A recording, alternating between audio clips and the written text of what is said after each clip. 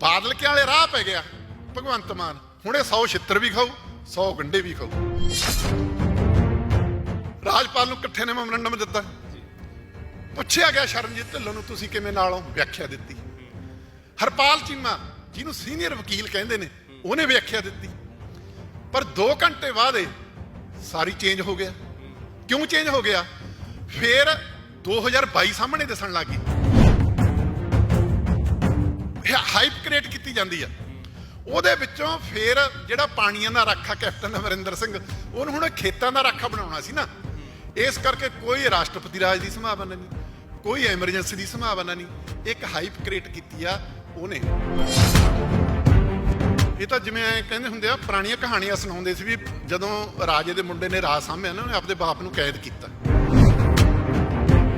ਸੋ ਉਹਦੇ ਸਾਹਮਣੇ ਉਹਦਾ ਮਹਿਲ ਮਨਾਰੇ ਨੇ ਜਿਹੜੇ ਢਹਿ ਰਹੇ ਨੇ।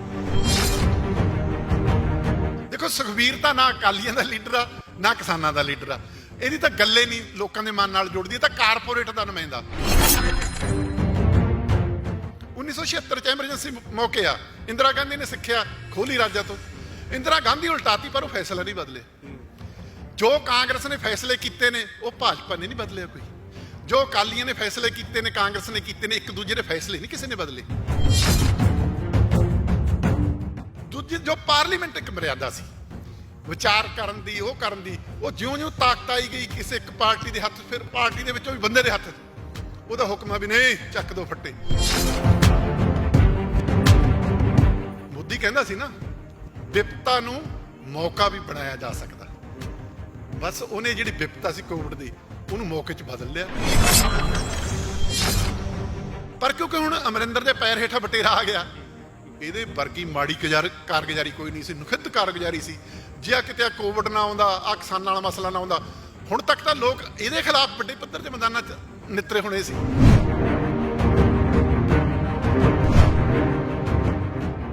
ਪੰਜਾਬ ਵਿਧਾਨ ਸਭਾ ਦੇ ਵਿੱਚ ਸਿਆਸੀ ਧਿਰਾਂ ਦੀ ਇਕਸੁਰਤਾ, ਵਿਧਾਨ ਸਭਾ ਸੈਸ਼ਨ ਖਤਮ ਹੋਣ ਤੋਂ ਬਾਅਦ ਜਿਹੜਾ ਰਾਗ ਬਦਲਦਾ ਹੋਇਆ ਨਜ਼ਰ ਆ ਰਿਹਾ। ਪੰਜਾਬ ਦੀ ਸਿਆਸਤ ਜਾ ਕਿੱਧਰ ਨੂੰ ਰਹੀ ਹੈ, ਕਿਸਾਨੀ ਅੰਦੋਲਨ ਜਿਹੜਾ ਹੈ ਉਹ ਕਿੱਧਰ ਨੂੰ ਜਾ ਰਿਹਾ, ਜਾਂ ਕਿਸ ਤਰੀਕੇ ਦੀ ਸਿਆਸਤ ਪੰਜਾਬ 'ਚ ਇਸ ਵਕਤ ਚੱਲ ਰਹੀ ਹੈ, ਸਮਝਣ ਦੇ ਲਈ ਅਸੀਂ ਪਹੁੰਚੇ ਹਾਂ। ਅੱਗੇ ਵਿਸ਼ਲੇਸ਼ਕ ਮਾਲਵਿੰਦਰ ਸਿੰਘ ਮਾਲੀ ਜੀ ਸਾਡੇ ਨਾਲ ਨੇ। ਮਾਲੀ ਸਾਹਿਬ, ਸਤਿ ਸ਼੍ਰੀ ਅਕਾਲ। ਸਤਿ ਸ਼੍ਰੀ ਅਕਾਲ ਜੀ, ਕੀ ਹਾਲ ਨੇ? ਬਸ ਵਧੀਆ ਜੀ। ਜੋ ਕੁਛ ਵਿਧਾਨ ਸਭਾ 'ਚ ਹੋਇਆ, ਜਿਸ ਤਰੀਕੇ ਸੜਕਾਂ ਉੱਤੇ ਕਿਸਾਨ ਨੇ ਵਿਧਾਨ ਸਭਾ 'ਚ ਸਾਰੀ ਕਾਰਵਾਈ ਹੋਈ, ਕਾਨੂੰਨ ਲਿਆਂਦੇ ਗਏ, ਉਦੋਂ ਬਾਅਦ 'ਚੋਂ ਪਾਰਟੀਆਂ ਨੇ ਸਟੈਂਡ ਬਦਲ ਲਏ, ਕਿਵੇਂ ਦੇਖਦੇ ਹੋ? ਕੀ ਇਹ ਕ੍ਰੈਡਿਟ ਵਾਰ ਹੈ ਜਾਂ ਫਿਰ ਜਾ ਕਿੱਧਰ ਨੂੰ ਰਿਹਾ ਮਸਲਾ? ਦੇਖੋ, ਪਹਿਲੀ ਗੱਲ ਤਾਂ ਇਹ ਆ ਵੀ ਪਾਰਟੀਆਂ ਨੂੰ ਹਲਾਈ ਕਿਸਾਨ ਅੰਦੋਲਨ ਨੇ ਆ। ਇਹਨਾਂ ਦਾ ਤਾਂ ਚਿੱਤ ਹੀ ਨਹੀਂ ਸੀ ਕੋਈ ਗੱਲ। ਇਸੇ ਕਰਕੇ ਇਹ ਗੱਲਾਂ ਆਉਂਦੀਆਂ ਨਾ ਵੀ ਬਾਦਲ ਸਾਹਿਬ ਨੇ ਕੰਟਰੈਕਟ ਫਾਰਮਿੰਗ ਵੀ ਬਣਾਈ ਸੀ 13 ਚ, ਤੇ 17 ਦੇ ਵਿੱਚ ਅਮਰਿੰਦਰ ਸਿੰਘ ਨੇ ਪ੍ਰਾਈਵੇਟ ਮੰਡੀਆਂ ਦਾ ਵੀ ਬਣਾਇਆ ਸੀ। ਚਾਹੇ ਉਹ ਨਿਯਮਾਂ ਜਿਹੜੇ ਹੁਣ ਵਰਗੇ ਨਹੀਂ, ਪਰ ਉਦੋਂ ਕੋਈ ਚਿੜੀ ਨਹੀਂ ਚੁੱਕੀ ਸੀ, ਕੋਈ ਵਿਰੋਧ ਨਹੀਂ ਹੋਇਆ ਸੀ, ਕੋਈ ਗੱਲ ਨਹੀਂ ਹੋਈ ਸੀ। ਆਹ ਜਦੋਂ ਵੱਡਾ ਹਮਲਾ ਕੀਤਾ ਨਾ ਜੀ ਮੋਦੀ ਨੇ, ਹਮਲਾ 2 ਪੱਖੋਂ ਸੀ ਇਹ। ਇੱਕ ਤਾਂ ਹਮਲਾ ਸੀ ਫੈਡਰਲ ਢਾਂਚੇ ਤੇ। ਫੈਡਰਲ ਢਾਂਚਾ ਲਗਭਗ ਇਹਨਾਂ ਨੇ ਤਬਾਹ ਕਰਤਾ।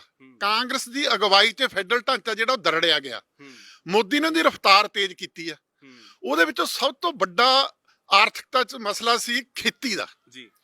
ਜੇ ਖੁਦਰਾ ਬਾਜ਼ਾਰ ਆਪਾਂ ਸੋਚੀ ਨਾ, ਰਿਟੇਲ ਮਾਰਕੀਟ ਆ 12,000 ਕਰੋੜ ਰੁਪਏ ਤੋਂ ਗਾਹਾਂ 12,000 ਲੱਖ ਕਰੋੜ ਤੱਕ ਦੀ ਆ।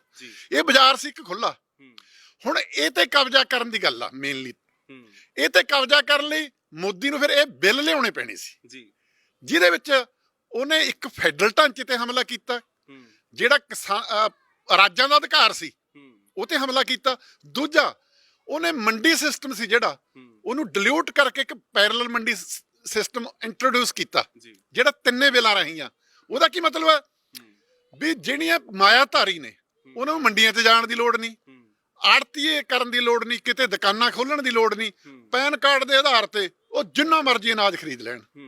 ਇਹ ਛੁੱਟੀ ਦੇਤੀ। ਇਸ ਕਰਕੇ ਇੱਕ ਮੰਡੀ ਇੱਕ ਦੇਸ਼, ਉਹ ਸੰਕਲਪ ਆ ਜਿਹੜਾ ਇਹਦੇ ਪਿੱਛੇ ਕੰਮ ਕਰਦਾ। ਜਿਵੇਂ ਇੱਕ ਮੰਡੀ ਇੱਕ ਦੇਸ਼, ਇੱਕ ਰਾਸ਼ਨ ਕਾਰਡ, ਇੱਕ ਦੇਸ਼ ਇੱਕ ਭਾਸ਼ਾ। ਜਿਵੇਂ ਜਿਵੇਂ ਤਾਕਤਾਂ ਦਾ ਕੇਂਦਰੀਕਰਨ ਲਗਾਤਾਰ, ਭਾਸ਼ਾਵਾਂ ਦੀ ਭਾਵੇਂ ਗੱਲ ਹੋਵੇ, ਹੁਣ ਮੰਡੀ ਦੀ, ਕਿਸਾਨੀ ਨੂੰ, ਜੋ ਕੁਝ ਵਿਧਾਨ ਸਭਾ ਦੇ ਵਿੱਚ ਹੋਇਆ ਹੈ, ਜਿਹੜੀ ਧਾਰ ਖੁੰਡੀ ਕਰਨ ਦੇ ਲਈ ਤੁਹਾਨੂੰ ਲੱਗਦਾ ਕਿ ਧਾਰ ਖੁੰਡੀ ਹੋਈ ਜਿਹੜੇ ਇਹਨਾਂ ਕਾਨੂੰਨਾਂ ਦੀ, ਜਾਂ ਕਿਵੇਂ ਦੇਖਦੇ ਹੋ? ਹਾਂ, ਇਦੋਂ ਪਹਿਲਾਂ ਆਪਾਂ ਜਿਹੜੀ ਗੱਲ ਚੱਲ ਰਹੀ ਸੀ ਉਹ ਥੋੜੀ ਜਿਹੀ ਪੂਰੀ ਕਰ ਲਈਏ। ਉਹ ਆ ਜਿਹੜਾ ਮਾਇਆਧਾਰੀਆਂ ਨੂੰ ਇਹਨਾਂ ਨੇ ਖੁੱਲ੍ਹ ਦੇਤੀ, ਜਿੱਥੋਂ ਜਿਵੇਂ ਮਰਜ਼ੀ ਖਰੀਦੋ।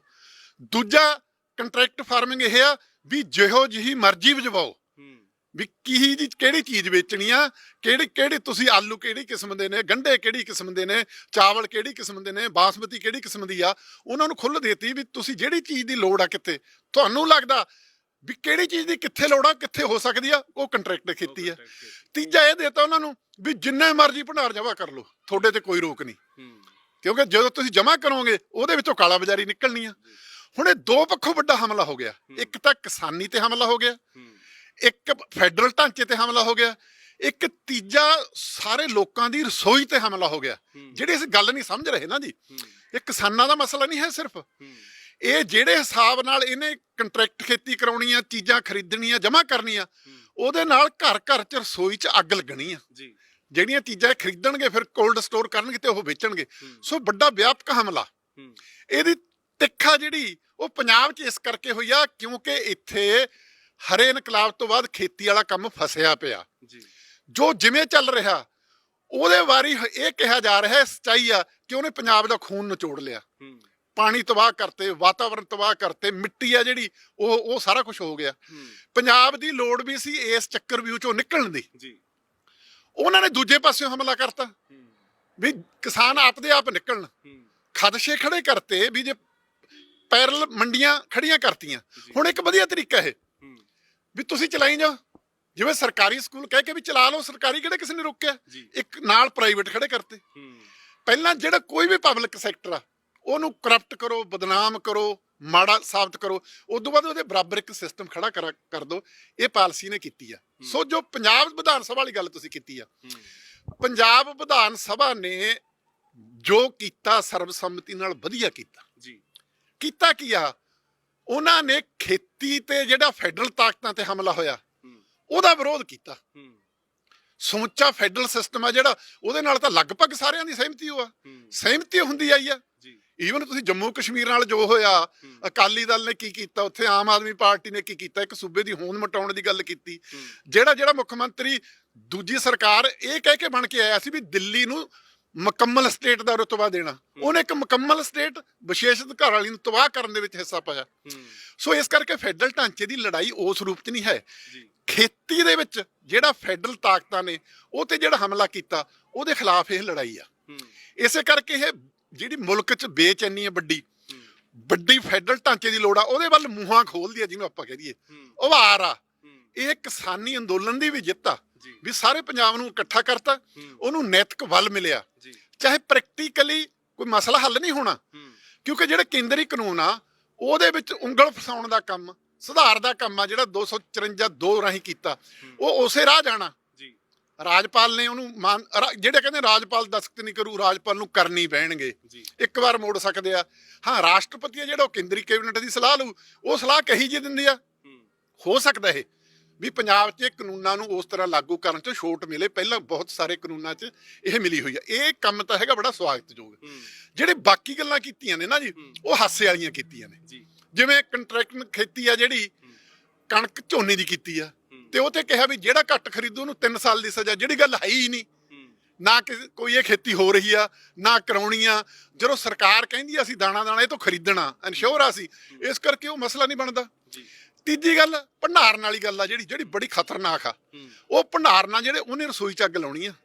ਜਿਹੜਾ ਦਿੱਲੀ ਵਾਲੇ ਕਹਿੰਦੇ ਆ ਨਾ ਸਾਡੇ ਤੇ ਕੋਈ ਫਰਕ ਨਹੀਂ, ਦਿੱਲੀ ਕੰਜ਼ਿਊਮਰ ਸਟੇਟ ਆ, ਉੱਥੇ ਕਿਹੜੀ ਖੇਤੀ ਹੁੰਦੀ ਆ ਜੀ, 20,000 ਹੈਕਟਰ 'ਚ ਖੇਤੀ ਹੁੰਦੀ ਆ। ਇਸ ਕਰਕੇ ਉਹ ਆ ਜਿਹੜੀ ਉਹ ਸਾਰੇ ਲੋਕਾਂ ਦੀ ਲੜਾਈ ਬਣਦੀ ਆ। ਉੱਥੇ ਇਹਨਾਂ ਨੇ ਇਹ ਕਹਿਤਾ ਵੀ ਜੇ ਕਿਤੇ ਐਮਰਜੈਂਸੀ ਦੀ ਲੋੜ ਪਈ ਤਾਂ ਅਸੀਂ ਇੱਥੇ ਰੋਕ ਲਾ ਸਕਦੇ ਹਾਂ। ਸੋ ਇਸ ਕਰਕੇ ਪ੍ਰੈਕਟੀਕਲੀ ਆ ਜਿਹੜਾ ਉਹਦਾ ਕੋਈ ਬੜਾ ਫਰਕ ਨਹੀਂ ਪੈਣਾ, ਕੋਈ ਇਹੋ ਜਿਹੀ ਗੱਲ ਨਹੀਂ ਇਹਨਾਂ ਨੇ ਕੀਤੀ। ਤੇ ਸਿਧਾਂਤਕ ਤੌਰ ਤੇ ਫੈਡਰਲ ਢਾਂਚੇ ਦਾ ਮੁੱਦਾ ਜਿਹੜਾ ਲੋੜ ਆ ਜਿਹੜੀ ਉਹ ਉਭਾਰਤੀ। ਹੁਣ ਦੂਜੀ ਕਿਉਂਕਿ ਜ਼ਰੂਰੀ ਨਹੀਂ ਜਿਹੜੀ ਤੁਸੀਂ ਵਿਆਖਿਆ ਦਿੰਦੇ ਹੋ, ਅੱਡ ਰਾਜ ਪਾਸ ਕਰਨਗੇ, ਉਹਨਾਂ ਦੀ ਆਪਣੀ ਵਿਆਖਿਆ ਹੋ, ਪੰਜਾਬ ਨਾਲੋਂ ਵੱਖਰੀ ਵੀ ਹੋ ਸਕਦੀ ਆ, ਹੋਰ ਵਧੇਰੇ ਸੀਰੀਅਸ ਵੀ ਹੋ ਸਕਦੀ ਆ। ਜੋ ਇਹ 'ਚ ਘਾਟਾਂ ਹੁਣ ਆ ਰਹੀਆਂ, ਹੋ ਸਕਦਾ ਨਵੀਆਂ ਸਰਕਾਰਾਂ ਜਿਹੜੀਆਂ ਕਰਨਗੀਆਂ ਆਲੋਚਨਾ ਤੋਂ ਬਚਣ ਲਈ ਉਹ ਘਾਟਾਂ ਦੂਰ ਕਰ ਲੈਣ। ਸੋ ਇਸ ਕਰਕੇ ਉਹ ਤਾਂ ਬਹੁਤ ਵਧੀਆ ਸੀ। ਫਿਰ ਹੋਇਆ ਭਾਣਾ ਕੀ ਵਾਪਰਿਆ, ਰਾਜਪਾਲ ਨੂੰ ਇਕੱਠੇ ਨੇ ਮੈਮੋਰੰਡਮ ਦਿੱਤਾ, ਪੁੱਛਿਆ ਗਿਆ ਸ਼ਰਨਜੀਤ ਢਿੱਲੋਂ ਨੂੰ ਤੁਸੀਂ ਕਿਵੇਂ ਨਾਲੋਂ, ਵਿਆਖਿਆ ਦਿੱਤੀ। ਹਰਪਾਲ ਚੀਮਾ ਜਿਹਨੂੰ ਸੀਨੀਅਰ ਵਕੀਲ ਕਹਿੰਦੇ ਨੇ, ਉਹਨੇ ਵਿਆਖਿਆ ਦਿੱਤੀ। ਪਰ 2 ਘੰਟੇ ਬਾਅਦ ਸਾਰੀ ਚੇਂਜ ਹੋ ਗਿਆ। ਕਿਉਂ ਚੇਂਜ ਹੋ ਗਿਆ? ਫਿਰ 2022 ਸਾਹਮਣੇ ਦਿਸਣ ਲੱਗ ਗਈ। ਉਦੋਂ ਤਾਂ ਕਿਸਾਨਾਂ ਦਾ ਦਬਾਅ ਦਿੰਦਾ ਸੀ, ਪੰਜਾਬ ਦੇ ਹਿੱਤਾਂ ਦੀ ਗੱਲ ਦੀਂਦੀ ਸੀ, ਉਹਦੇ ਨਾਲ ਸਹਿਮਤੀ ਪ੍ਰਗਟ। ਜਿਹੜਾ ਇਹ ਕਹਿੰਦੇ ਸਾਨੂੰ ਸਮਝ ਨਹੀਂ ਆਈ, ਇਹ ਤਾਂ ਹਾਸੋਹੀਣੀ ਗੱਲ ਆ। ਮੈਂ ਕਹਿੰਦਾ ਮੈਂ ਵਿਧਾਨ ਸਭਾ ਨਹੀਂ ਗਿਆ ਜੀ, ਸਾਰੀ ਕਾਰਵਾਈ ਵੀ ਲੀਕ ਨਹੀਂ ਹੋਈ, ਟੈਲੀਵਿਜ਼ਨ ਤੇ ਨਹੀਂ ਪ੍ਰਸਾਰਿਤ ਹੋਈ, ਜਿੰਨੇ ਕੁ ਥੋੜੀ ਆਉਂਦੇ ਗਈ 2 ਵਜੇ ਮੈਂ ਟਿੱਪਣੀ ਪਾਤੀ ਸੀ, ਸ਼ਾਇਦ ਤੁਹਾਨੂੰ ਵੀ ਮਿਲੀ ਹੋਵੇ, ਵੀ ਇਹ ਜਿਹੜੇ ਕੈਪਟਨ ਦੇ ਕਾਨੂੰਨ ਨੇ ਢੋਲ ਦਾ ਪੋਲ ਦੇ, ਇਹ ਤਾਂ ਗੱਲ ਹੀ ਨਹੀਂ ਕੋਈ ਕੀਤੀ ਗਈ। ਹੁਣ ਇਹ ਕਹਿੰਦੇ ਸਾਨੂੰ ਉੱਥੇ ਸਮਝ ਨਹੀਂ ਆਈ, ਇਹਨਾਂ ਨੂੰ ਸਮਝ ਆ ਗਈ ਸੀ। ਉੱਥੇ ਸੁਝਾਅ ਵੀ ਇਹਨਾਂ ਨੇ ਦਿੱਤੇ ਹੋਣਗੇ। ਸੁਝਾਅ ਦੇਣ ਤਾਂ ਮਤਲਬ ਜਾਂ ਤਾਂ ਤੁਸੀਂ ਵੱਖਰਾ ਨੋਟ ਲਿਖਾਓ, ਸੁਝਾਅ ਤਾਂ ਤੁਸੀਂ ਸਲਾਹਾਂ ਦਿੰਦੇ ਹੋ, ਉਹ ਮੰਨੇ ਨਾ ਮੰਨੇ ਇਹ ਕਰਕੇ। ਫਿਰ ਜਦੋਂ 2022 ਦਿਖੀ, ਕਿਉਂਕਿ ਕੈਪਟਨ ਸਰਕਾਰ ਨੇ ਪਟਾਕੇ ਵਜਾਉਣੇ ਸ਼ੁਰੂ ਕਰਤੇ ਹੇਠਾਂ, ਜਿਵੇਂ ਬਹੁਤ ਵੱਡੀ ਜਿੱਤ ਹੋ ਗਈ। ਹੁਣ ਜਿੱਤ ਤਾਂ ਕੀ ਹੈ ਇਹ ਤਾਂ ਹਾਲੇ ਪਹਿਲਾ ਸਟੈਪ ਪੱਟਿਆ ਗਿਆ, ਜਿਵੇਂ ਕਹਿੰਦੇ ਆ। ਫਿਰ ਉਹੀ ਹਾਲ ਹੋ ਗਿਆ, 1 ਕਦਮ ਅੱਗੇ 2 ਕਦਮ ਪਿੱਛੇ। ਕੈਪਟਨ ਨੇ 22 ਤੇ ਨਿਸ਼ਾਨਾ ਰੱਖ ਲਿਆ, ਉਸ ਤਰ੍ਹਾਂ ਪ੍ਰਚਾਰ ਸ਼ੁਰੂ ਕਰਤਾ। ਤੇ ਦਿੱਲੀ ਤੋਂ ਝੜਕਾਂ ਪਈਆਂ ਜਦੋਂ, ਆਮ ਆਦਮੀ ਪਾਰਟੀ 1 ਘੰਟੇ 'ਚ ਬਦਲ ਗਈ ਵੀ ਸਾਨੂੰ ਤਾਂ ਸਮਝ ਨਹੀਂ ਆਇਆ। ਤੇ ਦੂਜੇ ਦਿਨ ਬਾਦਲ ਕੇ ਪਿੱਛੇ ਮੋੜਾ ਕੱਟ ਗਏ। ਉਹ ਕਹਿੰਦੇ ਅਸੀਂ ਤਾਂ ਕਿਹਾ ਜੀ, ਉਹ ਐਂ ਕਹਿੰਦੇ ਅਸੀਂ ਤਾਂ ਕਹਿੰਦੇ ਰਹੀ, ਐਂ ਕਰਨਾ ਚਾਹੀਦਾ ਸੀ, ਐਂ ਕਰਨਾ ਚਾਹੀਦਾ। ਉਹ ਗੱਲਾਂ 'ਚ ਬਾਹਲਾ ਦਮ ਨਹੀਂ। ਜਦੋਂ ਤੁਸੀਂ ਸੈਂਟਰਲ ਐਕਟ ਆ ਜਿਹਨੇ ਸਾਰੇ ਦੇਸ਼ ਨੂੰ ਇੱਕ ਮੰਡੀ ਘੋਸ਼ਿਤ ਕਰਤਾ, ਜਿਹੜਾ ਸਾਂਝੀ ਸੂਚੀ ਦੇ ਵਿੱਚ ਆ, ਉਹਦਾ ਰੌਲਾ ਵੀ ਤੁਸੀਂ ਨਹੀਂ ਕਰ ਸਕਦੇ ਜਦੋਂ ਤੱਕ ਤੁਸੀਂ ਉਹਦੇ ਨਾਲ ਸਿੰਘ ਨਹੀਂ ਫਸਾਉਂਦੇ। ਹੋਰ ਕੋਈ ਵੀ ਤੁਸੀਂ ਕਰ ਲਓਗੇ, ਮੈਨੂੰ ਨਹੀਂ ਲੱਗਦਾ ਉਹ ਬੜਾ ਅਸਰਦਾਇਕ ਰਹੂ। ਸੋ ਇਹ ਇਹਨਾਂ ਦੀ ਸਿਆਸੀ ਸੂਝ ਦਾ ਦਿਵਾਲੀਆਪਣਾ, ਇਹ ਮੌਕਾ ਪ੍ਰਸਤ ਰਾਜਨੀਤੀ ਆ। ਵੀ ਇੱਕ ਪਾਸੇ ਜਿਵੇਂ ਉਹ ਕਹਿੰਦੇ ਹੁੰਦੇ ਆ ਨਾ, ਵੀ ਅੱਧੀ ਤੇਰੀਆਂ ਮਲਾਜੇਦਾਰ ਅੱਧੀਆਂ ਗਰੀਬ ਜੱਟ ਦੀ, ਉਹ ਹਾਲ ਇਹਨਾਂ ਦਾ ਹੋਇਆ ਬੁਰੀ ਤਰ੍ਹਾਂ। ਮਤਲਬ ਤੁਸੀਂ ਇਹ ਦੇਖ ਲਿਓ, ਬਾਦਲ ਕੇ ਵਾਲੇ ਰਾਹ ਪੈ ਗਿਆ ਭਗਵੰਤ ਮਾਨ, ਹੁਣ ਇਹ 100 ਛਿੱਤਰ ਵੀ ਖਾਊ, 100 ਗੰਢੇ ਵੀ ਖਾਊ। ਉਹੀ ਗੱਲ ਜੀ, ਸਾਨੂੰ ਧੋਖਾ ਦੇਤਾ, ਸਾਨੂੰ ਗੁੰਮਰਾਹ ਕਰਤਾ। ਭਲੇ ਮਾਨਸੋ, ਤੁਸੀਂ MLA ਹੋ, MP ਹੋ, ਪੜ੍ਹੇ ਲਿਖੇ ਹੋ, ਤੁਸੀਂ 10 ਮਿੰਟ 'ਚੋਂ ਸਾਰਾ ਬਿੱਲ ਪੜ੍ਹਿਆ ਜਾਂਦਾ ਸੀ। ਉਹ ਤਾਂ ਕੀ ਨਹੀਂ ਸਮਝ ਆਉਂਦਾ ਸੀ, ਕਲੀਅਰ ਕੱਟ ਲਿਖਿਆ ਹੋਇਆ, ਸਾਫ਼ ਲਿਖਿਆ ਹੋਇਆ। ਉਦੋਂ ਬਾਅਦ ਜਿਹੜੀਆਂ ਦਲੀਲਾਂ ਦਿੰਦੇ ਨੇ, MSP ਆ ਜਿਹੜੀ, ਉਹ ਪੰਜਾਬ ਸਰਕਾਰ ਜੁਮਾ ਲੈ ਨਹੀਂ ਲੈ ਸਕਦੀ ਜੀ। ਫੂਡ ਸਿਕਿਉਰਿਟੀ ਐਕਟ ਆ, ਕੇਂਦਰ ਸਰਕਾਰ ਨੇ ਬਣਾਇਆ। ਕਾਂਗਰਸ ਕਈ ਐਕਟ ਵਧੀਆ ਬਣਾ ਗਈ ਜਾਂਦੇ ਰਾਈਟ ਟੂ ਐਜੂਕੇਸ਼ਨ ਕਹਿ ਲਓ ਤੁਸੀਂ, ਮਨਰੇਗਾ ਕਹਿ ਲਓ ਤੁਸੀਂ, ਰਾਈਟ ਟੂ ਇਨਫੋਰਮੇਸ਼ਨ ਕਹਿ ਲਓ। ਆ ਫੂਡ ਸਿਕਿਉਰਿਟੀ ਦਾ ਐਕਟ ਆ ਜਿਹੜਾ, ਉਹ ਵੀ ਵਧੀਆ ਬਣਾ ਗਈ। ਇਹਦੇ ਵਿੱਚ ਕੇਂਦਰ ਸਰਕਾਰ ਨੂੰ ਖਰੀਦ ਕਰਨੀ ਹੀ ਪੈਣੀ ਆ। ਉਹਨਾਂ ਨੇ ਲਗਭਗ 40 ਤੋਂ ਲੈ ਕੇ 80 ਲੱਖ ਮੀਟ੍ਰਿਕ ਟਨ ਅਨਾਜ ਆ ਜਿਹੜਾ, ਉਹਨਾਂ ਨੂੰ ਖਰੀਦਣਾ ਪੈਣਾ, ਕਿਉਂਕਿ ਫੂਡ ਸਿਕਿਉਰਿਟੀ ਐਕਟ ਉਹਨਾਂ ਨੂੰ ਪਾਬੰਦ ਕਰਦਾ ਵੀ ਇਹ ਕੇਂਦਰ ਸਰਕਾਰ ਦੀ ਜ਼ਿੰਮੇਵਾਰੀ ਆ ਗਰੀਬਾਂ ਤੱਕ ਸਸਤਾ ਅਨਾਜ ਪਹੁੰਚਾਉਣਾ। ਜਨਤਕ ਵੰਡ ਪ੍ਰਣਾਲੀ, ਜਿਹਨੂੰ ਆਪਾਂ PDS ਕਹਿ ਸਕਦੇ ਆ। ਇਸ ਕਰਕੇ ਸਰਕਾਰੀ ਖਰੀਦ ਤਾਂ ਬੰਦ ਹੋ ਹੀ ਨਹੀਂ ਸਕਣੀ। ਇਹ ਤਾਂ ਹੋ ਸਕਦਾ ਵੀ ਕਿਤੋਂ ਘੱਟ ਖਰੀਦ ਲੈਣ, ਕਿਤੋਂ ਵੱਧ ਖਰੀਦ ਲੈਣ, ਕਿਤੋਂ ਜਿਵੇਂ ਹੁਣ ਪੰਜਾਬ ਤੇ ਹਰਿਆਣੇ ਖਾਤਰ ਬਲੈਂਕਟ ਆ, ਦਾਣਾ ਖਰੀਦਾਂਗਾ। ਹੋ ਸਕਦਾ ਇਹਦੀ ਲਿਮਿਟੇਸ਼ਨ ਲਾ ਦੇਣ ਕੁਛ ਵੀ, ਬਾਕੀ ਦੇਸ਼ ਚੋਂ ਵੀ ਖਰੀਦਣੀ ਆ। ਅੱਜ ਸਾਰੇ ਮੁਲਕ ਦੇ ਵਿੱਚ ਝੋਨਾ ਤੇ ਕਣਕ ਬਾਈ ਜੀ 1100 1200 1300 ਰੁਪਏ ਕੁਇੰਟਲ ਵਿਕ ਰਿਹਾ, ਤੇ ਪੰਜਾਬ ਦੀਆਂ ਮੰਡੀਆਂ ਜਾ ਕੇ 1800 ਵਿਕ ਰਿਹਾ। ਕਿੱਡਾ ਵੱਡਾ ਇਹ ਵੀ ਮਾਫੀਆ ਸਕੈਂਡਲ ਆ, ਲੁੱਟ ਹੋ ਰਹੀ ਹੈ ਇੱਥੇ ਆ ਕੇ। ਆੜਤੀਏ ਵੀ ਸ਼ਾਮਲ ਨੇ ਉਹ 'ਚ, ਮੰਡੀ ਦੇ ਅਧਿਕਾਰੀ ਵੀ ਸ਼ਾਮਲ ਨੇ, ਮੰਤਰੀ ਵੀ ਸ਼ਾਮਲ ਆ, ਮੁੱਖ ਮੰਤਰੀ ਦੀ ਸਰਪ੍ਰਸਤੀ ਹੈ। ਸੋ ਮੇਰੇ ਕਹਿਣ ਦਾ ਮਤਲਬ ਇਹ ਆ ਵੀ ਇਹ ਜਿਹੜਾ ਮਸਲਾ ਨਾ ਜੀ, ਇਹਨੂੰ ਗੰਭੀਰਤਾ ਨਾਲ ਲੈਣ, ਸਮਝਣ ਤੇ ਸੋਚਣ ਦੀ ਲੋੜ ਆ। ਉੱਥੇ ਜੇ ਤੁਸੀਂ ਉਸ ਤਰ੍ਹਾਂ ਨਹੀਂ ਸੋਚੋਗੇ, ਫਿਰ ਇਹ ਮੌਕਾ ਪ੍ਰਸਤ ਵਾਲੀਆਂ ਗੱਲਾਂ ਸਾਹਮਣੇ ਇੱਕ ਪਾਸੇ ਜਿਵੇਂ ਸਾਡੇ ਸਿਆਸਤਦਾਨ ਕਹਿੰਦੇ ਕਿ ਮੈਂ ਵੀ ਕਿਸਾਨ ਆ, ਕਿਸਾਨ ਦਾ ਪੁੱਤ ਹਾਂ, ਅਸੀਂ ਤਾਂ ਕਿਸਾਨਾਂ ਦਾ ਦਰਦ ਸਮਝਿਆ, ਅਸੀਂ ਸਰਵਸੰਮਤੀ ਦੇਤੀ। ਉਦੋਂ ਬਾਅਦ ਚੋਂ ਕਿਸਾਨ ਕਿਉਂ ਇਹਨਾਂ ਨੂੰ ਵੋਟ ਬੈਂਕ ਦੇ ਰੂਪ 'ਚ ਨਜ਼ਰ ਆਉਣ ਲੱਗ ਪਿਆ? ਦੇਖੋ ਜੀ, ਕਿਸਾਨ ਦਾ ਪੁੱਤ ਹੋਣਾ, ਕਿਸਾਨ ਜਿਹੜੇ ਤੁਹਾਨੂੰ ਲੱਗਦਾ ਕਾਨੂੰਨ ਬਣਾ ਰਹੇ ਨੇ, ਉਹਨਾਂ 'ਚ ਕੋਈ ਕਿਸਾਨ ਦਾ ਪੁੱਤ ਨਹੀਂ। ਜੋ ਸਿੱਖਾਂ ਤੇ ਐਡਾ ਜ਼ੁਲਮ ਹੋਇਆ ਪਿਛਲੇ 3 ਦਹਾਕਿਆਂ 'ਚ, ਉਹ ਸਿੱਖਾਂ ਨੇ ਨਹੀਂ ਕੀਤਾ। ਉਹ ਸਿੱਖਾਂ ਦੇ ਪੁੱਤ ਨਹੀਂ ਸੀ ਪੁਲਿਸ ਵਾਲੇ ਤੇ ਫੌਜ ਵਾਲੇ। ਇਹ ਕੋਈ ਦਲੀਲ ਨਹੀਂ। ਗੱਲ ਤਾਂ ਹੈ ਵੀ ਤੁਹਾਡੀ ਨੀਤੀ ਪਾਲਿਸੀ ਹੈ ਜਿਹੜੀ, ਉਹ ਕਿੰਨੀ ਕੁ ਕਿਸਾਨਾਂ ਦੇ ਹੱਕ ਦੇ ਵਿੱਚ ਆ। ਇੱਥੋਂ ਆ ਕੇ ਨਤਾਰਾ ਹੋਣਾ ਹੁੰਦਾ, ਇੱਥੋਂ ਆ ਕੇ ਛਿੜਕਦੇ ਨੇ। ਪਰ ਦੇਖੋ, ਇਹ ਤਾਂ ਚੁੱਪੇ ਵੱਟੀ ਬੈਠੇ ਸੀ ਨਾ। ਬਾਦਲ ਕੇ 3 ਮਹੀਨੇ ਵਕਾਲਤ ਕਰਦੇ ਰਹੇ ਵੀ ਆ ਇਹ ਤੁਹਾਡੇ ਫਾਇਦੇ 'ਚ ਕਿਵੇਂ ਨੇ ਜੀ, ਆਹ ਕਿਵੇਂ ਆ, ਆਹ ਕਿਵੇਂ ਆ, ਆਹ ਕਿਵੇਂ ਆ। ਅਚਾਨਕ ਮੋੜਾ ਕੱਟ ਕੇ ਹੁਣ ਆਏ ਕਹਿੰਦੇ ਨੇ ਵੀ ਇਹ ਕੈਪਟਨ ਤੇ ਮੋਦੀ ਰਲ ਗਏ ਜੀ। ਦੂਜੇ ਪਾਸੇ ਇਹ ਵੀ ਕਹਿੰਦੇ ਨੇ ਇੱਥੇ ਤਾਂ 3 ਸਾਲ ਦਾ ਮੋਦੀ ਦੀ ਰਾਜ ਆ। ਮਜੀਠੀ ਦੀ ਪ੍ਰੈਸ ਕਾਨਫਰੰਸ 'ਚ ਜੇ ਮੋਦੀ ਦਾ ਰਾਜ ਆ, ਫਿਰ ਇਹਦਾ ਮਤਲਬ ਲੋਕਾਂ ਦੀ ਗੱਲ ਸਹੀ ਆ। ਤੁਸੀਂ ਮੋਦੀ ਨਾਲ ਸੀ, ਤੁਸੀਂ ਕੈਪਟਨ ਨਾਲ ਦੋਹੇ ਮਿਲੇ ਸੀ, ਹੁਣ ਤੱਕ ਤੁਹਾਡਾ ਰਾਜ ਚੱਲਦਾ ਸੀ, ਹੁਣ ਤੁਸੀਂ ਅੱਡ ਹੋ ਗਏ, ਚਲੋ ਹੁਣ ਤੁਸੀਂ ਇਹ ਗੱਲਾਂ ਕਰਨ ਲੱਗ ਗਏ। ਬਿਲਕੁਲ। ਮਾਲੀ ਸਾਹਿਬ, ਪੰਜਾਬ ਦੇ ਬਹੁਤ ਸਾਰੇ ਚਿੰਤਕ ਇਹ ਵੀ ਫਿਕਰ ਜਤਾ ਰਹੇ ਨੇ ਕਿ ਇੱਥੇ ਜਿਹੜੀਆਂ ਸਥਿਤੀਆਂ ਬਣ ਰਹੀਆਂ, ਉਹ ਐਮਰਜੈਂਸੀ ਵਰਗੀਆਂ ਬਣ ਰਹੀਆਂ ਨੇ। ਜਿਵੇਂ ਅੱਜ ਨਵਾਂ ਸ਼ਹਿਰ ਦੇ ਵਿੱਚ ਜੋ ਝੜਪ ਹੋਈ, ਉਦੋਂ ਬਾਅਦ 'ਚ ਸੁਰਖੀਆਂ ਬਦਲਦੀਆਂ ਨਜ਼ਰ ਆ ਰਹੀਆਂ ਨੇ, ਖਬਰਾਂ ਦੀਆਂ ਵੀ, ਅਖਬਾਰਾਂ ਦੀਆਂ ਵੀ। ਤੁਹਾਨੂੰ ਕਿਵੇਂ ਲੱਗਦਾ ਕਿ ਜੋ ਹਾਲਾਤ ਲਗਾਤਾਰ ਪੰਜਾਬ 'ਚ ਬਣ ਰਹੇ, ਕੀ ਕਿਸਾਨੀ ਰਾਹੀਂ ਫਿਰ ਐਮਰਜੈਂਸੀ ਵੱਲ ਨੂੰ ਜਾ ਰਹੇ ਹਾਂ ਆਪਾਂ? ਨਹੀਂ, ਦੇਖੋ ਇੱਕ ਤਾਂ ਦੇਖੋ ਮਿਸਾਲ ਮੰਨਣੀ ਪਊ। ਕਿਸਾਨੀ ਨੇ ਹੁਣ ਤੱਕ ਦੇਖੋ ਰੇਲਵੇ ਟਰੈਕ ਰੋਕੇ ਨੇ, ਪੈਟਰੋਲ ਪੰਪ ਰੋਕੇ ਨੇ, ਕਿਤੇ ਚਿੜੀ ਨਹੀਂ ਫੜਕੀ, ਕੋਈ ਇਹੋ ਜਿਹੀ ਘਟਨਾ ਸਾਹਮਣੇ ਨਹੀਂ ਆਈ। ਹੁਣ ਜਿਹੜੀਆਂ ਸਿਆਸੀ ਪਾਰਟੀਆਂ ਨੇ ਨਾ ਜੀ, ਇਹ ਹੁਣ ਕਿਸਾਨਾਂ ਦੇ ਤਪਦੇ ਤੰਦੂਰ ਤੇ ਨਾ ਇਹ ਆਪਣੀਆਂ ਸਿਆਸੀ ਰੋਟੀਆਂ ਸੇਕਣੀਆਂ ਚਾਹੁੰਦੇ ਆ। ਹੁਣ ਭਾਰਤੀ ਜਨਤਾ ਪਾਰਟੀ ਆ, ਉਹਦੀ ਗੱਲ ਨਹੀਂ ਸੁਣ ਰਹੇ ਕਿਸਾਨ, ਪੰਜਾਬੀ ਗੱਲ ਨਹੀਂ ਸੁਣ ਰਹੇ। ਉਹਨੇ ਦਲਿਤ ਪੱਤਾ ਖੇਡਣਾ ਸ਼ੁਰੂ ਕਰਤਾ। ਉਹਨੇ ਉਹ ਫਿਰੋਜ਼ਪੁਰ ਜਦੋਂ ਹੋਇਆ ਸੀ ਇੱਕ ਦਲਿਤ ਨਾਲ, ਹਾਲਾਂਕਿ ਜੋ ਕੁਝ ਦਲਿਤਾਂ ਨਾਲ ਯੂਪੀ 'ਚ ਹੋ ਰਿਹਾ ਉਹ ਲੂ ਕੰਡੇ ਖੜੇ ਕਰਨ ਵਾਲਾ, ਇਹ 'ਚ ਕੋਈ ਸਾਰੀ ਦੁਨੀਆ ਦੇਖ ਰਹੀ ਆ, ਪਰ ਉਹ ਫਿਰੋਜ਼ਪੁਰ ਦੀ ਘਟਨਾ ਨੇ ਇਸ਼ੂ ਬਣਾਇਆ। ਹੁਣ ਦਲਿਤ ਵਿਦਿਆਰਥੀਆਂ ਦੇ ਜਿਹੜਾ ਪੋਸਟ ਮੈਟ੍ਰਿਕ ਸਕਾਲਰਸ਼ਿਪ ਦੀ ਗੱਲ ਆ, ਹੁਣ ਉਹਨੂੰ ਇਸ਼ੂ ਬਣਾ ਰਿਹਾ। ਹੁਣ ਜਦੋਂ ਇਹ ਹੋਰ ਬਹਾਨਾ ਲੈ ਕੇ ਉੱਥੇ ਆ ਰਿਹਾ, ਕਿਸਾਨਾਂ ਦੀ ਗੱਲ ਇਹ ਹੈ ਵੀ ਪਹਿਲਾਂ ਸਾਡੇ ਮਸਲੇ ਕਲੀਅਰ ਕਰੋ, ਫਿਰ ਅਸੀਂ ਤੁਹਾਨੂੰ ਇਹ ਵੜਨ ਦੇਵਾਂਗੇ। ਇਹਦੇ ਵਿੱਚੋਂ ਟਕਰਾਅ ਸਿਆਸੀ ਪਾਰਟੀਆਂ ਪੈਦਾ ਕਰ ਰਹੀਆਂ, ਕਿਸਾਨ ਅੰਦੋਲਨ ਨਹੀਂ ਪੈਦਾ ਕਰ ਰਿਹਾ। ਤੇ ਕੋਈ ਐਮਰਜੈਂਸੀ ਦੀ ਸੰਭਾਵਨਾ ਨਹੀਂ। ਮੈਂ ਤਾਂ ਉਦੋਂ ਹੀ ਕਹਿ ਰਿਹਾ, ਇਹ ਇੱਕ ਹਾਈਪ ਕ੍ਰੀਏਟ ਕੀਤੀ ਜਾਂਦੀ ਆ। ਉਹਦੇ ਵਿੱਚੋਂ ਫਿਰ ਜਿਹੜਾ ਪਾਣੀਆਂ ਦਾ ਰਾਖਾ ਕੈਪਟਨ ਅਮਰਿੰਦਰ ਸਿੰਘ, ਉਹਨੂੰ ਹੁਣ ਖੇਤਾਂ ਦਾ ਰਾਖਾ ਬਣਾਉਣਾ ਸੀ ਨਾ। ਇਸ ਕਰਕੇ ਕੋਈ ਰਾਸ਼ਟਰਪਤੀ ਰਾਜ ਦੀ ਸੰਭਾਵਨਾ ਨਹੀਂ, ਕੋਈ ਐਮਰਜੈਂਸੀ ਦੀ ਸੰਭਾਵਨਾ ਨਹੀਂ। ਇੱਕ ਹਾਈਪ ਕ੍ਰੀਏਟ ਕੀਤੀ ਆ ਉਹਨੇ, ਪਰ ਕੈਪਟਨ ਦਾ ਪੈਂਤੜ ਉਹੀ ਆ ਜਿਵੇਂ ਪਾਣੀਆਂ ਵਾਲਾ ਸੀ ਨਾ ਜੀ। ਪਾਣੀਆਂ ਵਾਲਾ ਨੇ, ਪਾਣੀਆਂ ਦਾ ਮਾਲਕ ਪੰਜਾਬ ਆ, ਇਹ ਤੇ ਲਕੀਰ ਕੱਢ ਕੇ ਸਿੱਧੀ ਗੱਲ ਕਹਿਤੀ, ਨਾਲ ਧਾਰਾ 5 ਪਾਤੀ ਵੀ ਪਰ ਜੋ ਚੱਲ ਰਿਹਾ ਸਿਸਟਮ ਅਸੀਂ ਇਹਨੂੰ ਨਹੀਂ ਛੇੜਾਂਗੇ। ਐਂ ਹੁਣ ਕੀਤਾ। ਜਿਹੜਾ ਫੈਡਰਲ ਢਾਂਚੇ ਤੇ ਹਮਲਾ ਪੰਜਾਬ ਦੇ ਹੱਕਾਂ ਤੇ, ਉੱਥੇ ਪੂਰਾ ਸਹੀ ਪੈਂਤੜਾ ਲੈ ਲਿਆ, ਪਰ ਪ੍ਰੈਕਟੀਕਲੀ ਆ ਜਿਹੜਾ ਉਹ ਕੋਈ ਇਹੋ ਜਿਹਾ ਸਟੈਪ ਨਹੀਂ ਚੱਕਿਆ ਵੀ ਟਕਰਾਅ ਵਾਲਾ ਜਾਂ ਵਿਘਨ ਵਾਲਾ ਪਵੇ। ਇਹ ਠੀਕ ਹੈ, ਇਹਨਾਂ ਗੱਲਾਂ ਦੇ ਲੌਂਗ ਰਨ 'ਚ ਫਾਇਦੇ ਹੁੰਦੇ ਆ। ਪੰਜਾਬ ਅਸੈਂਬਲੀ ਆ 2 ਵਾਰ ਮਤਾ ਪਾਸ ਕੀਤਾ ਉਸ ਕਰਕੇ ਵੀ ਦੂਜੇ ਰਾਜਾਂ ਤੋਂ ਅਸੀਂ ਪੈਸੇ ਵਸੂਲੋ। ਚਲੋ ਕਰਦੇ ਆ ਨੇ, ਗਾਹਾਂ ਨਹੀਂ ਕਰਦੇ। ਬਾਦਲ ਸਾਹਿਬ ਨੇ ਕਿਹਾ ਜਦੋਂ ਮੁੜ ਕੇ 7 'ਚ ਸਰਕਾਰ ਆਈ ਆ ਨਾ ਜੀ ਉਹਨਾਂ ਦੀ, ਵੀ ਆਨੰਦਪੁਰ ਦੀ ਧਰਤੀ ਤੇ ਕਿਹਾ ਸਭ ਤੋਂ ਪਹਿਲਾ ਕੰਮ ਹੋ ਧਾਰਾ 5 ਨੂੰ ਖਤਮ ਕਰਨਾ। 10 ਸਾਲ ਉਹ ਤੋਂ ਪੜਦਾ ਨਹੀਂ ਚੱਕਿਆ। ਸੋ ਇਹ ਮੌਕਾ ਪ੍ਰਸਤ ਖੇਡ ਰੀਅਲ ਅਸਲ ਦੇ ਵਿੱਚ ਜੋ ਮੁਲਕ ਦੀ ਸਮੱਸਿਆ ਨਾ ਜੀ, ਤਾਕਤਾਂ ਦਾ ਕੇਂਦਰੀਕਰਨ, ਉਹਦੇ ਟੈਕਸ ਇਹ ਨਹੀਂ ਲਾ ਸਕਦੇ। ਮਤਲਬ ਜ਼ਿੰਮੇਵਾਰੀ ਮੰਗ ਤੇ ਬਣਾਤੀ ਨਾ ਜੀ। ਜਦੋਂ GST ਲੱਗੀ ਆ, ਮੇਰੇ ਯਾਦ ਆ ਮਨਪ੍ਰੀਤ ਬਾਦਲ ਵੇਲੇ ਵੀ ਇਹ ਖਜ਼ਾਨਾ ਮੰਤਰੀ, ਹੁਣ ਵੀ ਖਜ਼ਾਨਾ ਮੰਤਰੀ, ਇਹ ਕਹਿੰਦੇ ਇਹਦਾ ਸਭ ਤੋਂ ਵੱਧ ਫਾਇਦਾ ਪੰਜਾਬ ਨੂੰ ਹੋ। ਕੱਲਾ ਨਵਜੋਤ ਸਿੰਘ ਸਿੱਧੂ ਸੀ ਜਿਹਨੇ ਕਿਹਾ ਸੀ ਉਹ ਮੰਗ ਤੇ ਬਣਾ ਦੂ ਇਹ ਰਾਜਾਂ ਨੂੰ, GST ਹੈ ਜਿਹੜਾ ਮੰਗ ਤੇ। ਨਵਜੋਤ ਸਿੰਘ ਸਿੱਧੂ ਸਹੀ ਸਾਬਤ ਹੋਇਆ, ਇਹ ਸਾਰੇ ਗਲਤ ਸਾਬਤ ਹੋ ਗਏ। ਸੋ ਇਸ ਕਰਕੇ ਇਹਨਾਂ ਨੂੰ ਸਮਝ ਬਣਾਉਣ ਦੀ ਲੋੜ ਆ ਵੀ ਤਾਕਤਾਂ ਦੇ ਵਿਕੇਂਦਰੀਕਰਨ ਦੀ ਲੋੜ ਆ। ਰਾਜਾਂ ਤੋਂ ਅਧਿਕਾਰ ਖੋਹੇ ਬਹੁਤ ਗਏ, ਹੁਣ ਤਾਂ ਰਹਿ ਕੇ ਈਵਨ ਜਦੋਂ ਬਾਹਰ ਆਇਆ ਕੈਪਟਨ, ਰਾਜਪਾਲ ਦੇ ਮੈਮੋਰੰਡਮ ਦੇ ਕੇ ਉਹਨੂੰ ਸਵਾਲ ਪੁੱਛਿਆ, ਕਹਿੰਦਾ ਕਿਹੜਾ ਫੈਡਰਲਿਜ਼ਮ? ਫੈਡਰਲਿਜ਼ਮ ਆਲਰੇਡੀ ਖਤਮ ਹੋ ਚੁੱਕਿਆ, ਕਹਿੰਦਾ ਹੈ ਹੀ ਨਹੀਂ ਫੈਡਰਲਿਜ਼ਮ ਇੱਥੇ। ਜੇ ਨਹੀਂ ਰਿਹਾ ਉਹਦੇ ਨੁਕਸਾਨਾਂ ਨੇ, ਫਿਰ ਫੈਡਰਲਿਜ਼ਮ ਦੀ ਲੜਾਈ ਲੜੋ ਨਾ ਜੀ, ਉਧਰਲੇ ਪਾਸੇ ਨੂੰ ਤੁਰੋ ਨਾ ਜੀ।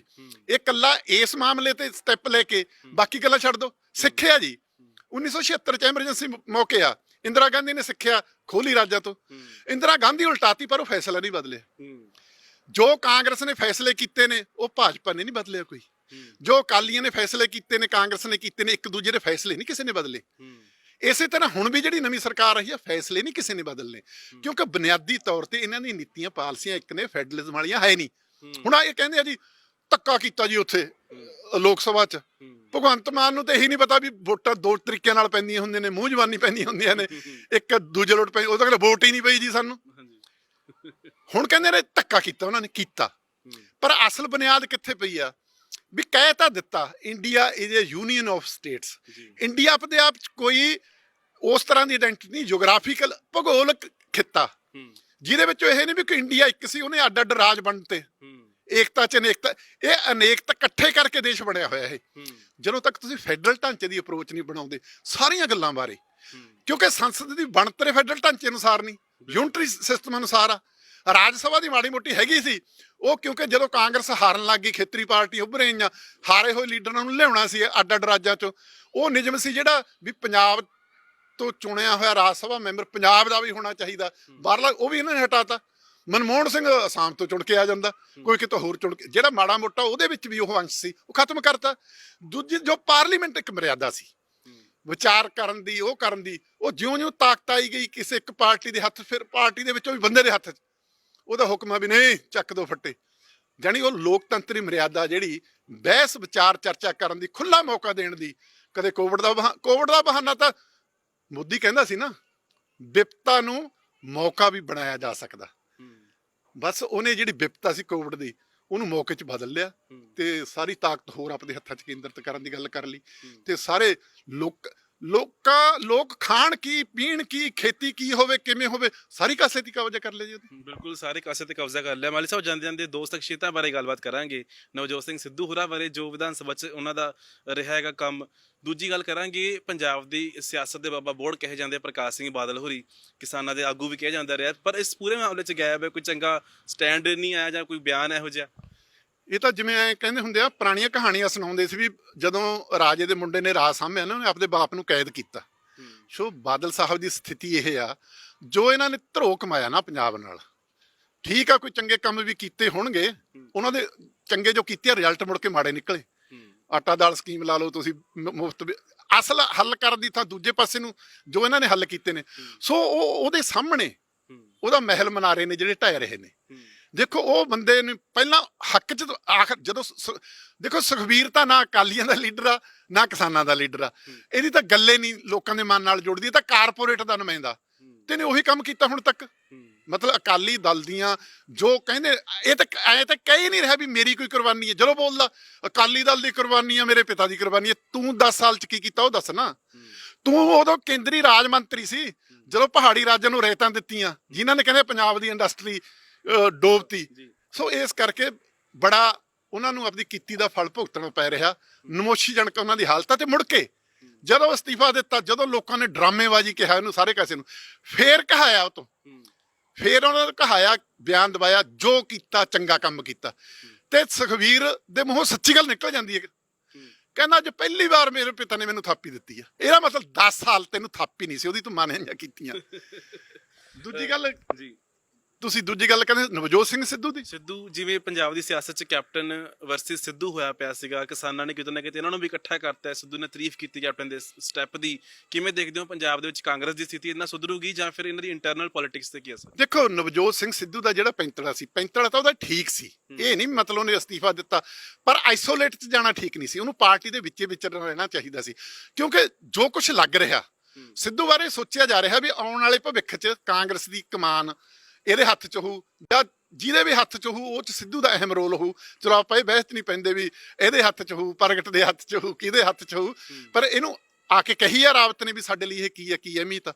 ਉਹਦੇ ਵਿੱਚੋਂ ਫਿਰ ਜਿਹੜਾ ਉਹਨੇ ਪੈਂਤੜਾ ਲਿਆ ਹੋਇਆ ਸੀ ਆਈਸੋਲੇਸ਼ਨ ਵਾਲਾ, ਉਹ ਫਿਰ ਤੁੜਾਇਆ ਕੇਂਦਰ ਨੇ ਕਹਿ ਕੇ ਵੀ ਐਂ ਨਹੀਂ ਕੰਮ ਚੱਲਣਾ, ਵਿੱਚ ਰਹਿ ਉੱਥੇ ਨਾਲ ਵਿਚਰ, ਠੀਕ ਆ ਤੂੰ ਮੰਤਰੀ ਨਹੀਂ। ਐਂ ਤਾਂ ਥੋੜਾ ਹੁੰਦਾ ਵੀ ਫਿਰ ਮੈਂ ਹੁਣ ਤਾਂ ਹੀ ਮੁੜ ਕੇ ਆਉਂ ਜੇ ਮੈਨੂੰ ਕੈਪਟਨ ਅਮਰਿੰਦਰ ਸਿੰਘ ਦੇ ਬਦਲ ਵਜੋਂ ਤੁਸੀਂ ਲੈ ਕੇ ਆਓਗੇ। ਉਹ ਸਿੱਧੂ ਦੀ ਗਲਤੀ ਸੀ ਇਸ ਗੱਲ ਦੀ। ਅਸਤੀਫਾ ਦੇਣਾ ਮੈਂ ਗਲਤ ਨਹੀਂ ਸਮਝਦਾ, ਮੈਂ ਇਹ ਸਮਝਦਾ ਵੀ ਆਈਸੋਲੇਸ਼ਨ ਚਲਾ ਗਿਆ ਨਾ ਜਿਹੜਾ, ਉਹਦੀ ਗਲਤੀ ਸੀ, ਉਹਨਾਂ ਨੇ ਠੀਕ ਕਰਵਾਈ ਆ। ਉਹਨੇ ਵਿਧਾਨ ਸਭਾ ਜਾਣ ਤੋਂ ਪਹਿਲਾਂ ਜੋ ਭਾਸ਼ਣ ਦਿੱਤਾ, ਜੋ ਉਹਨੇ ਮੋਗਾ ਰੈਲੀ 'ਚ ਭਾਸ਼ਣ ਦਿੱਤਾ, ਉਹ ਆ ਅਸਲ ਉਹਦਾ ਵਿਚਾਰ। ਕੈਪਟਨ ਦੀ ਪ੍ਰਸ਼ੰਸਾ ਉਹਨੇ ਕੀਤੀ ਆ, ਕੈਪਟਨ ਨੇ ਵੀ ਦੂਜੇ ਦਿਨ ਉਹਦੀ ਪ੍ਰਸ਼ੰਸਾ ਕੀਤੀ ਆ।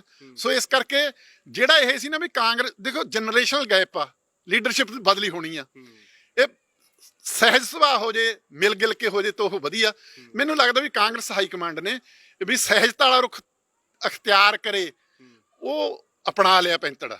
ਪਰ ਕਿਉਂਕਿ ਹੁਣ ਅਮਰਿੰਦਰ ਦੇ ਪੈਰ ਹੇਠਾਂ ਬਟੇਰਾ ਆ ਗਿਆ, ਇਹਦੇ ਵਰਗੀ ਮਾੜੀ ਕਾਰਗੁਜ਼ਾਰੀ ਕੋਈ ਨਹੀਂ ਸੀ, ਨੁਖਿੱਧ ਕਾਰਗੁਜ਼ਾਰੀ ਸੀ। ਜੇ ਕਿਤੇ ਕੋਵਿਡ ਨਾ ਆਉਂਦਾ, ਆ ਕਿਸਾਨਾਂ ਵਾਲਾ ਮਸਲਾ ਨਾ ਆਉਂਦਾ, ਹੁਣ ਤੱਕ ਤਾਂ ਲੋਕ ਇਹਦੇ ਖਿਲਾਫ ਵੱਡੇ ਪੱਧਰ ਤੇ ਮੈਦਾਨਾਂ 'ਚ ਨਿੱਤਰੇ ਹੋਣੇ ਸੀ। ਸੋ ਇਸ ਕਰਕੇ ਇਹਦੀ ਇੰਪਲੀਕੇਸ਼ਨ ਕੀ ਆਉਂਦੀ ਆਉਣ ਵਾਲੇ ਸਮੇਂ 'ਚ, ਮਤਲਬ ਉਹਦੇ ਬਾਰੇ ਕੁਝ ਕਿਹਾ ਨਹੀਂ ਜਾ ਸਕਦਾ। ਉਹੀ ਸਵਾਲ ਪੁੱਛਦਾ ਹੈ, ਆਖਰੀ ਟਿੱਪਣੀ ਤੁਹਾਡੀ 2-3 ਸ਼ਬਦਾਂ 'ਚ, ਜੇ ਅੱਜ ਪੰਜਾਬ 'ਚ ਚੋਣਾਂ ਹੋ ਜਾਣ, ਕਿਹੜੀ ਪਾਰਟੀ ਨੂੰ ਕਿੱਥੇ ਦੇਖਦੇ? ਨਹੀਂ ਅੱਜ ਤਾਂ ਦੇਖੋ ਮਾਹੌਲ ਤਾਂ ਫਿਰ ਕਾਂਗਰਸ ਦੇ ਪੱਖ 'ਚ, ਭਾਜਪਾ ਘੇਰੀ ਜਾ ਰਹੀ ਆ, ਅਕਾਲੀਆਂ ਨੂੰ ਫਿਟਲਾਣ ਤਾਂ ਪੈ ਰਹੀਆਂ ਨੇ, ਤੇ ਭਗਵੰਤ ਮਾਨ ਆ ਜਿਹੜਾ ਉਹ ਵੈਸੀ ਸਾਬਤ ਹੋ ਗਿਆ ਇੱਕ ਤਰ੍ਹਾਂ ਨਾਲ ਵੀ ਮਤਲਬ ਇੰਨੀ ਛਲੇਡੇ ਵਾਲੀ ਰਾਜਨੀਤੀ। ਤੇ ਜੋ ਕੁਛ ਉਹ ਬੋਲ ਰਿਹਾ ਨਾ ਜੀ ਵੀ ਕਾਨੂੰਨ ਕੀ ਹੁੰਦੇ ਨੇ, ਸੰਵਿਧਾਨ ਕੀ ਹੁੰਦਾ, ਬਦਲਿਆ ਕਿਵੇਂ ਜਾ ਸਕਦਾ, ਉਹਦੀ ਅਕਲ ਦਾ ਐਡਾ ਜਲੂਸ ਨਿਕਲ ਰਿਹਾ। ਐਡੇ ਐਡੇ ਵੱਡੇ ਵਕੀਲ ਬੋਲ ਰਹੇ ਨੇ, ਕਾਂਗਰਸ ਵਿਰੋਧੀ ਵੀ ਬੋਲ ਰਹੇ ਨੇ ਵੀ ਇਹ ਕੀ ਆ ਚੱਕਰ ਸਾਰਾ।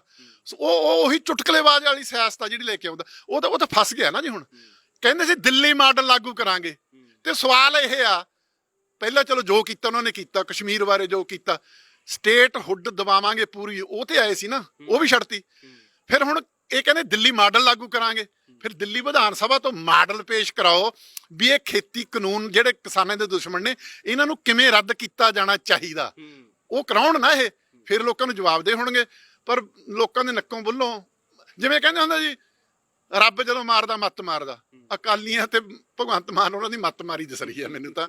ਤੇ ਕੈਪਟਨ ਤੇ ਸਿੱਧੂ ਦੇ ਪੈਰ ਹੇਠਾਂ ਬਟੇਰਾ ਆ ਰਿਹਾ।